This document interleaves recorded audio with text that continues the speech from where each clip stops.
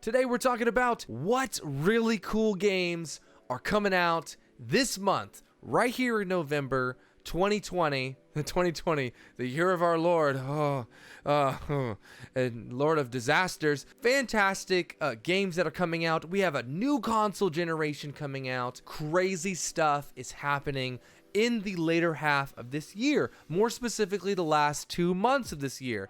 Go November and December, saving the day. We have the PS5 releasing. We have the Xbox X. I almost said 1X and 5X and XD, I guess, like Beyblades or something. But yeah, we have the PS5, we have the new Xbox, and probably Nintendo's got something somewhere in a warehouse that they're just waiting to unveil on an off year. But alas, I have 3 games that I think are super fun. Maybe they're not the best games of all time. Maybe they're not going to win Game of the Year awards. But for November, I think these 3 games are going to be a blast. Let's get into it. Number 1, releasing on November 10th. Made by the lovely game studio that made the Yakuza series. It's Yakuza Like a Dragon. This is another entry into the zany universe, Japanese open world crime series. It's so funny. If you've never played a Yakuza game, go out and play Yakuza Kiwami 1 and Kiwami 2 so you can get kind of a feel for the story and the idea behind it. It is so much fun. And the reason it's so much fun is because it doesn't take itself seriously in the slightest. I mean, these games literally have you picking up bicycles and slamming them into people's heads. It's the most hilarious thing ever. Everybody is a cameo of someone, some goofy like anime trope or whatever. It seems really serious if you look at the cover, if you look at the cut scenes and take them too seriously. There is definitely a story element here, but there's also like karaoke bars and stuff. It's phenomenal. But what Like a Dragon does that's so different from the Yakuza series, which is normally kind of like a 3D beat 'em up open world adventure, Like a Dragon does a turn-based approach. Yes, I said it, a turn-based approach. You're taking a 3D beat 'em up fighting game and turning it into a turn-based game like it's Final Fantasy or something. Yeah, rest assured, I've already seen quick early previews of it and reviews, and it looks entertaining and fun. And that's really, at the end of the day, it doesn't have to be a God of War. It doesn't have to be a Red Dead 2. It doesn't have to be, Red Dead Redemption 2. It doesn't have to be a Last of Us Part 2. It doesn't have to be even Ghost of Tsushima. Like, it just can be a really fun game. And I think that's what's important to take away going into the holiday season. Now, number 2 on my list, made by the lovely developers Gearbox. You probably know it because there's been a lot of hype, but they're the makers of Borderlands, the whole series. Godfall. Godfall looks to be a melee looter shooter, except without the shooting, of course, unless you're shooting a dagger into someone's eyeball. But it looks like to be a melee looter kind of game, much like Borderlands is, and it's coming out November 12th.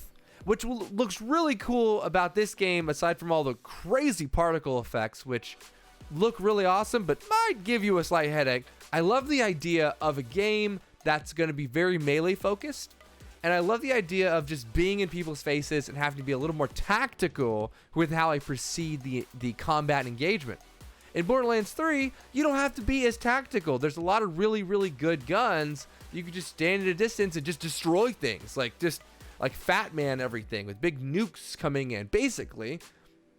And there's crazy skill trees and interactions, and I think guns probably give you a little more freedom to get insane. What I'm excited for Godfall, however, is that it looks like it's going to come back down to earth and be a little more on the challenging side.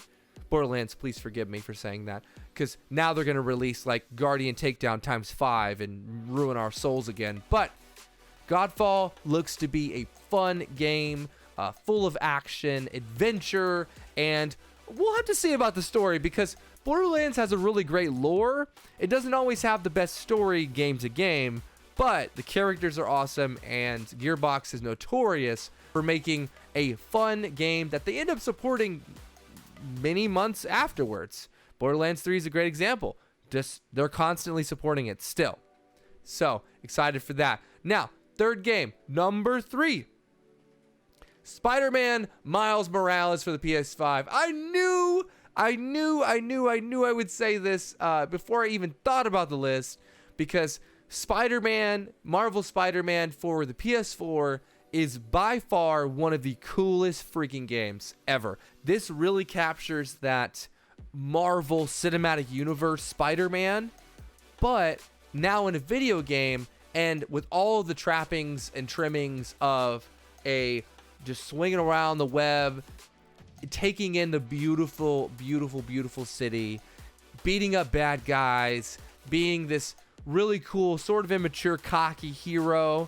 It does a great job giving us what Spider-Man is like a few years after Spider-Man became Spider-Man. So Miles Morales, if you haven't seen Into the Spider-Verse, you just need to there is no excuse. Go watch it. The music is great, which I assume will carry over into this game, and the animation is great. Again, we've seen previews of this game and it looks crazy. But what's also awesome about Miles Morales as Spider-Man instead of Peter Parker is that Miles Morales has different powers. Miles Morales actually has some native shock abilities, kind of like a static shock kind of thing. He's actually stronger from what I understand, and he can do a bunch of other things that just other Spider-Mans aren't really able to do. So I'm excited to see where they go with that direction. But overall, it's not going to be as long as Marvel Spider-Man, but it's going to be just as fun, and it's going to be on the new console running at freaking 4K, 60 frames. It's just going to be pretty, super pretty. If you ever wondered about getting launch titles and if it's a good idea, well, honestly, it's usually not the cream of the crop, but I really think that Miles Morales is going to be hype, and it's going to deserve that. So be sure to check that out. November 12th, when the console launches, makes perfect sense. I will link a description in the description below. I will link the website that I use, gamesradar.com, to show you when all of the video game release dates are for November and December. But I'll make a video of that closer to the end of this month, probably around Black Friday, instead of me going to hunt down a PlayStation 5 and getting mauled by animals. Animals. I will be probably posting a video. I do stream on Twitch Monday and Thursday at 4 p.m. Eastern Time. That'll be in the description below. As a general reminder, if you want to help out the channel, don't forget to hit that subscribe button and also the bell, the ding, to be notified whenever I post new content, which actually is going to be daily. And I'm most definitely going to do another video closer to December detailing exactly what I talked about today, but for December games. And I bet you already know one game that's going to be on that list. Cyberpunk. And if you have any questions or comments, please let me know down below in the comments, or hit me up on Twitch, like I said. So much love to you all. I hope you have a fantastical day and night wherever you're from, and happy gaming.